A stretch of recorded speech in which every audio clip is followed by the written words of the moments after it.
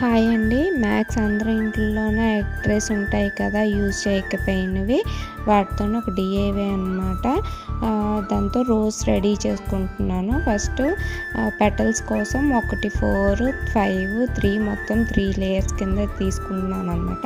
Cut చేసి వాటికి petals లాగా కట్ చేసేసుకొని గ్లూ తోటి స్టిక్ చేసేసుకోవడమే. అలా 5 ఫ్లవర్స్ రెడీ చేసుకోవాలి. సేమ్ అదే కాటన్ బాక్స్ తోటి నేను లీవ్స్ కూడా తయారు చేసుకున్నాను. మీరు ఫ్రీ హ్యాండ్గా అయినా కట్ చేసుకోవచ్చు, లేకపోతే డ్రా చేసుకుని అయినా కట్ చేసుకోవచ్చు. అండ్ ఈజీగా సింపుల్గా అనమాట. అండ్ మళ్ళీ స్టెమ్ కోసం వచ్చేసి నేను వైట్ పేపర్ తీసుకొని దాన్ని రోల్ చేశాను. స్టెమ్ కోసం మనకి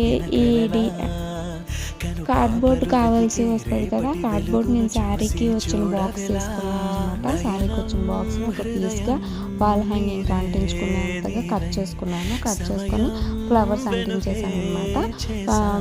నెక్స్ట్ స్టెమ్ కూడా పేపర్తో ఇందాక చెప్పినట్టుగా రోల్ చేసుకొని అంటించేసుకొని లీవ్స్ కూడా అంటించేసుకున్న తర్వాత అన్నిటికీ కలర్ వేసుకున్నాను అనమాట.